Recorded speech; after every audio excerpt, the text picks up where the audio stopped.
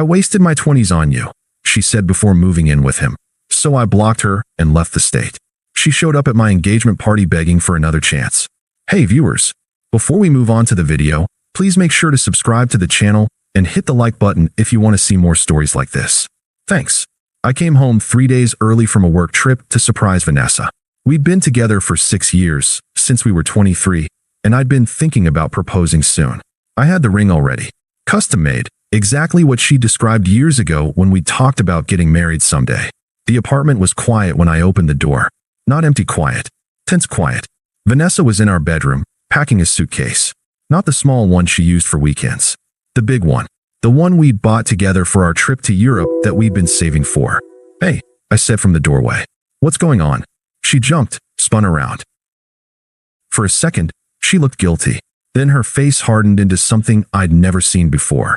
Irritation. Like I'd interrupted something important. You're back early, she said flatly. Meetings wrapped up faster than expected. I wanted to surprise you. I stepped into the room, looking at the suitcase, at the clothes she was folding with deliberate care. Where are you going? She sighed. Actually sighed. Like I was being difficult. Marcus, we need to talk. Those 4 words. I felt my stomach drop. Okay, I said carefully. Let's talk. She kept packing. Wouldn't look at me. I'm moving out.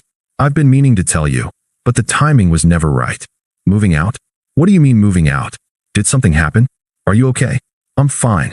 More than fine, actually. She zipped up a makeup bag. I've been seeing someone else. The words hit me like physical objects. I actually took a step back. What? Dylan. From work. Well, not my work. He's in pharmaceutical sales. We met at that networking event 4 months ago. Remember when I came home late that Thursday? For months. For months. You've been cheating on me for 4 months? Don't say it like that. We grew apart, Marcus. You have to have felt it too. I didn't feel anything wrong. I thought we were happy. I stopped, trying to organize thoughts that were scattering like dropped papers. Why didn't you just talk to me? If you were unhappy, we could have worked on it. We could have gone to counseling or, oh my God, Marcus. Counseling. She laughed. Actually laughed. That's so like you. Your solution to everything is to process it to death. Talk about it until it makes sense.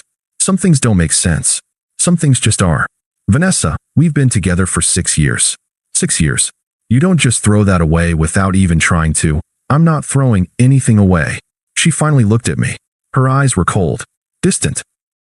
I wasted my 20s on you. Looking at you now, I don't even recognize the girl who thought you were worth it. The words hung in the air between us. I couldn't speak. Couldn't process what I'd just heard. She kept going. Do you know what my friends say when we all get together?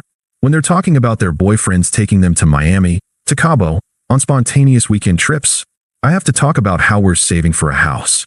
How we stay in on Saturdays to meal prep for the week. Do you know how pathetic that sounds? We agreed to save for a house.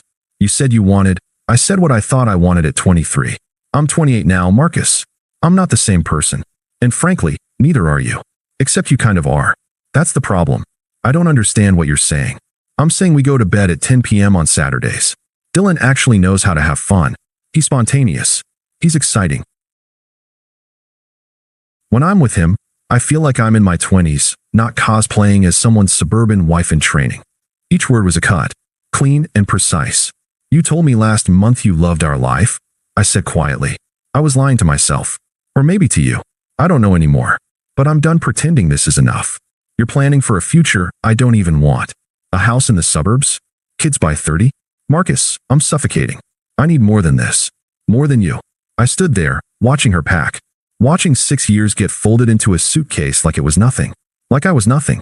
So that's it. You're just leaving. Dylan's picking me up in 20 minutes.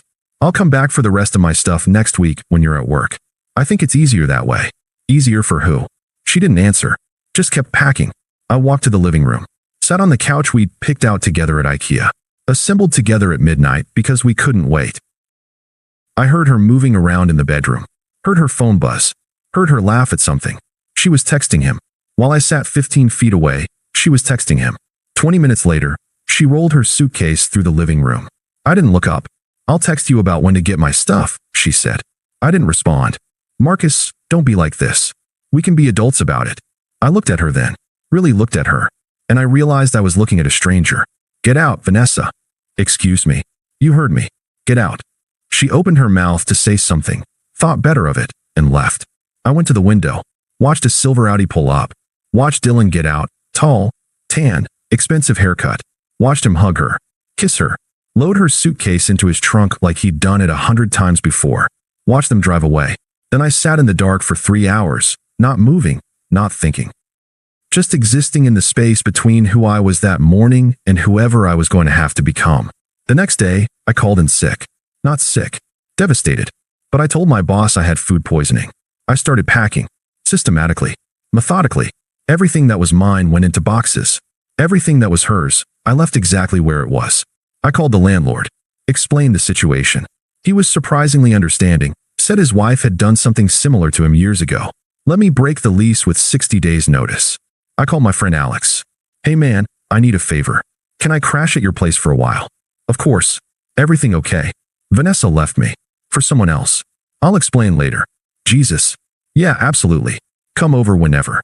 I packed my car. Took one last look at the apartment. At the life I'd thought I was building. Then I left my key on the counter and walked out. At Alex's place, he tried to get me to talk about it. To rage, to cry, to do something. You're being too calm about this, Marcus. It's weird. What do you want me to do? I don't know.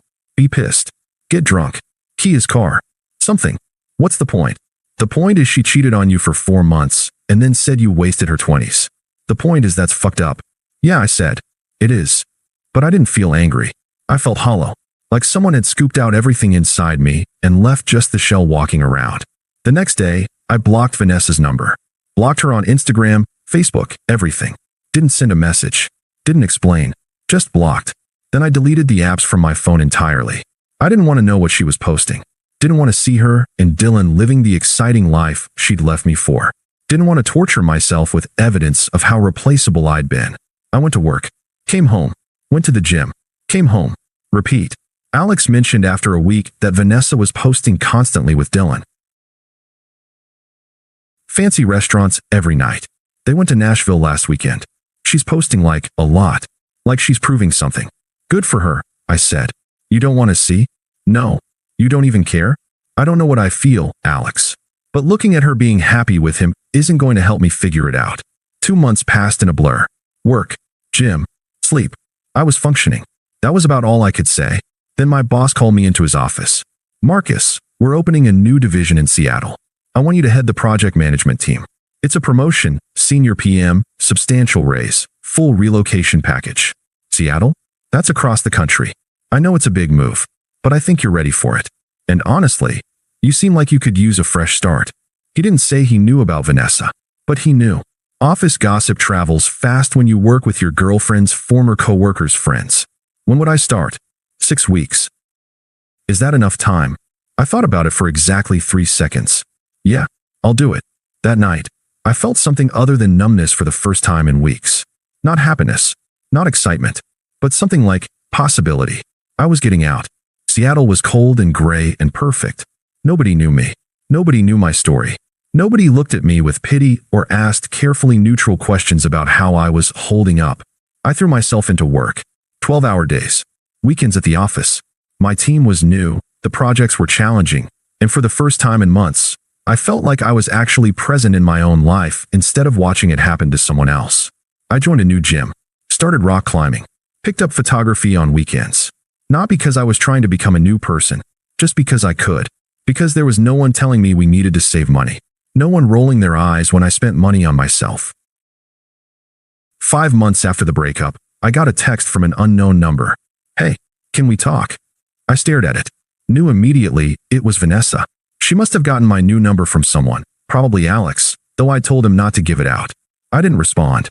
The next day, I know you're getting these. The day after, you could at least respond. We were together for 6 years. Then, Dylan and I are taking a break. I've been thinking about everything. Then, I made some mistakes. Can we just talk? Please. I read each one. Felt nothing. Deleted them. Changed my number the following week. 2 months later, Alex called. Dude, I ran into Vanessa yesterday. Okay. She looks rough, man. Like really rough. She asked about you. What did you tell her? That you moved to Seattle and you're doing well. Was that okay? It's fine. What else did she say? She said Dylan dumped her. Said she found out he was seeing other girls the whole time they were together. Said she moved back in with her parents. She was crying. It was actually kind of sad. That's rough, I said, and meant it, in the same way I'd mean it hearing about a stranger's bad luck. That's it. That's all you've got. What do you want me to say, Alex? I don't know. Something. She destroyed you.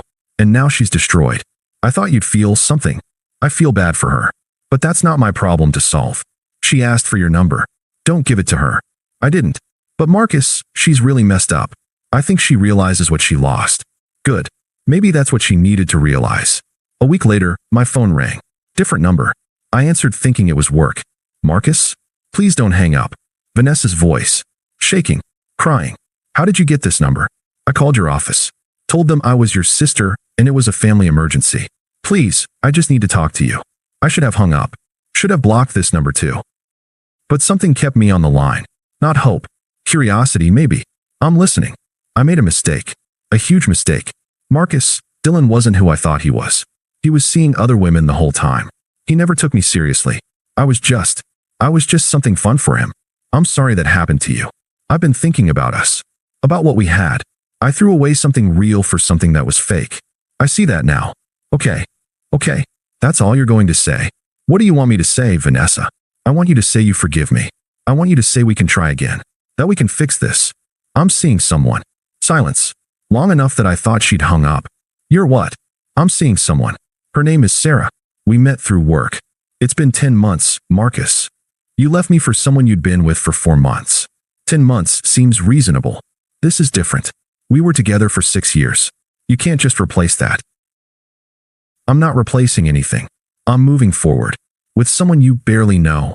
I know her well enough. She's kind. She's honest. She doesn't make me feel like I'm not enough. Marcus, please. I know I hurt you. I know I said terrible things. But I was confused. I was scared of settling down. I thought I wanted something else, but I didn't. I wanted you.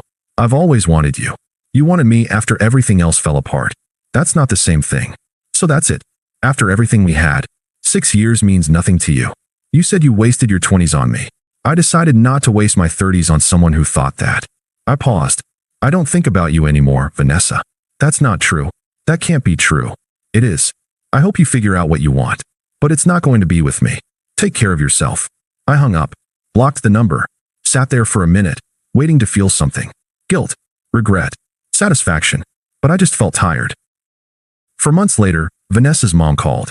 I almost didn't answer, but some old reflex kicked in. I'd always liked her mom. Marcus, honey, it's Patricia. Hi, Patricia. How are you? I'm all right. Listen, I know this is awkward, but I wanted to talk to you about Vanessa. I don't think that's a good idea. She's really struggling, Marcus. She made a mistake. A terrible mistake. But we all thought you two were perfect together. She's realized what she lost. She just needs a chance to make it right. With respect, Patricia, that's not my responsibility anymore. She needs closure, Marcus. You just disappeared. You blocked her. You won't talk to her. That's not fair. She got exactly what she wanted. She left me for someone else. She told me she wasted 6 years with me. I think that's all the closure either of us needed. She didn't mean those things. She was confused. Maybe. But she said them. And I believed her. You're being cruel. I'm being honest. I hope Vanessa finds what she's looking for. I really do. But it's not going to be with me. Take care, Patricia. I ended the call. The next week, her best friend Hannah messaged me on LinkedIn.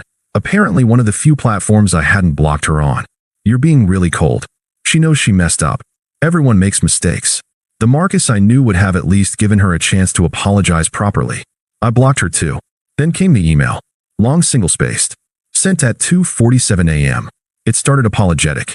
How she'd made the biggest mistake of her life. How she thought about me every day. How she'd give anything to go back and make different choices. Then it turned. How I'd given up so easily. How I'd never fought for us.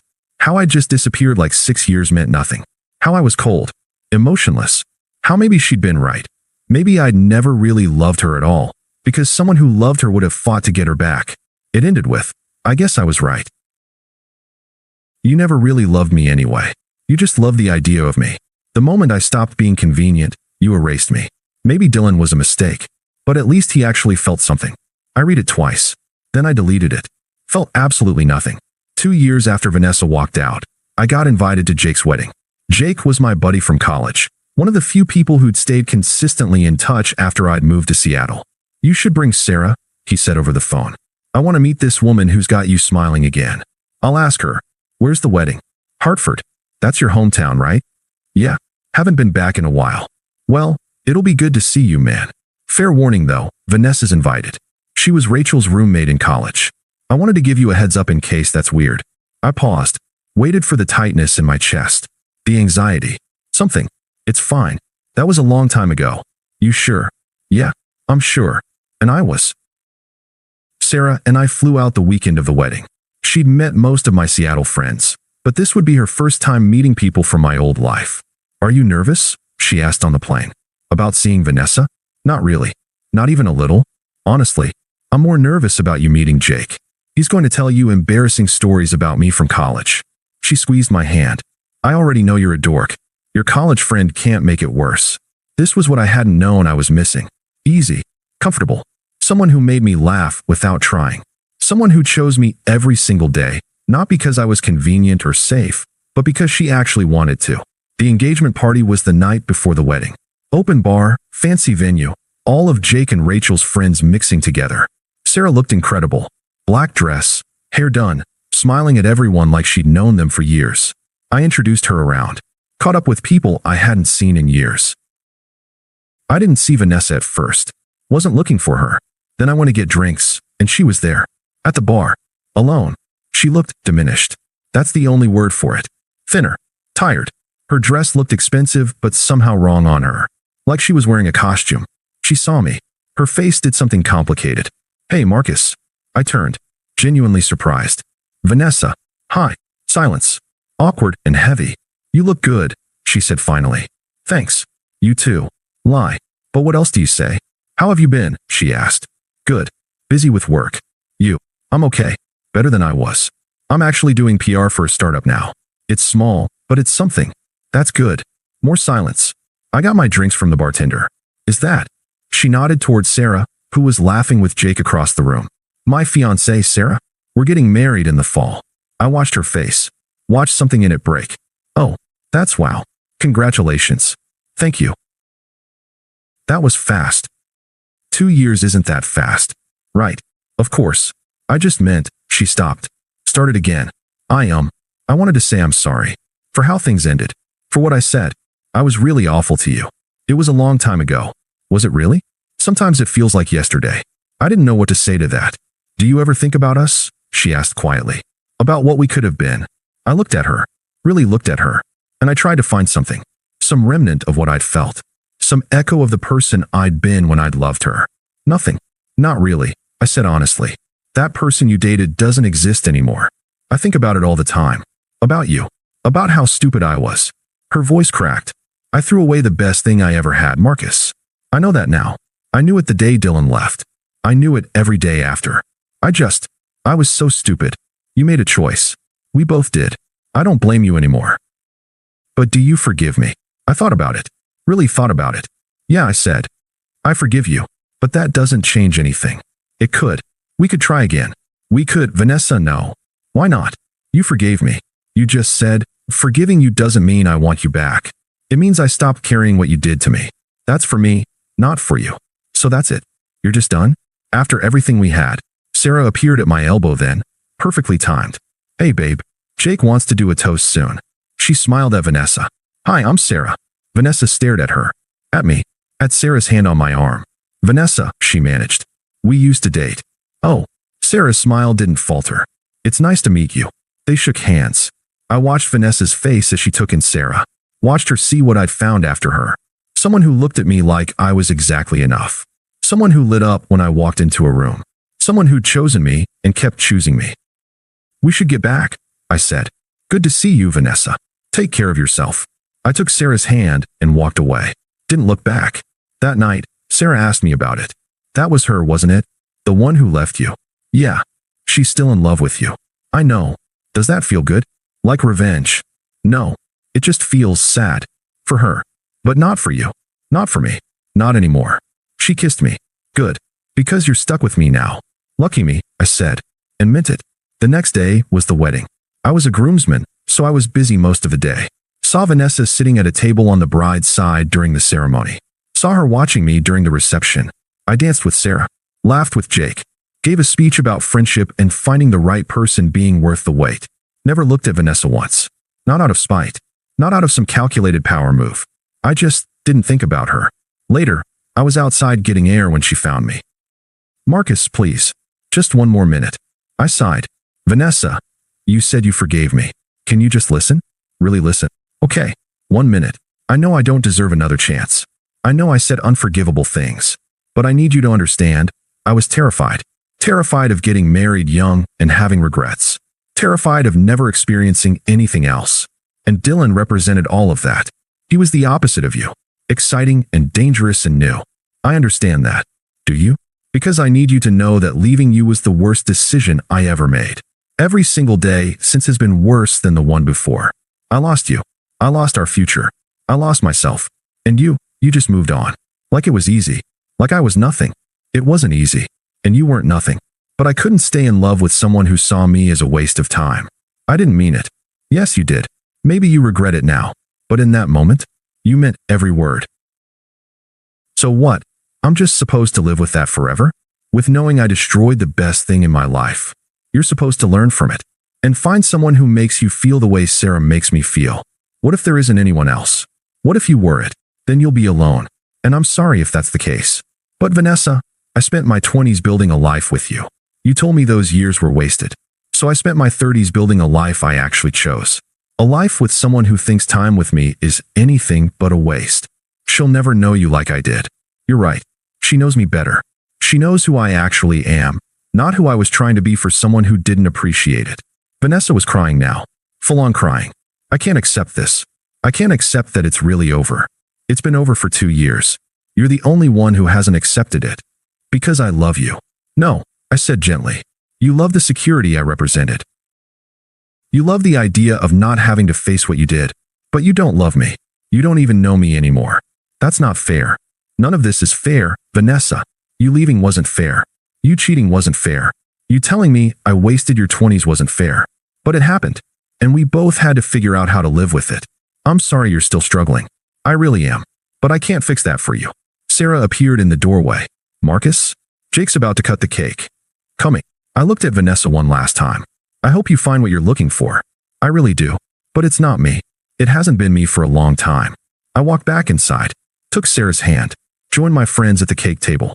Through the window, I could see Vanessa standing alone in the dark, watching. Sarah leaned into me. You okay? Yeah, I said. And I was. The next morning, we flew back to Seattle. Back to our apartment with the view of the sound. Back to our life together. Back to something real. People ask me sometimes if I ever got closure with Vanessa. If I ever got to say what I needed to say. I did. But not in the way they think. The closure wasn't in any conversation. It was in the moment I stopped needing her to understand. Stopped needing her to apologize. Stopped needing her at all. She thought she wasted her 20s on me. Maybe she did. But I didn't waste my 30s mourning someone who never deserved the best years of my life in the first place. That's the thing about people who leave you for someone else. They want to believe you'll fall apart. That you'll never find better. That they were your peak. The best revenge isn't making them regret it. It's building a life so good that you forget to care whether they regret it at all. Vanessa thought she was my story. The great love. The one that got away. But she was just my lesson. Sarah's my story.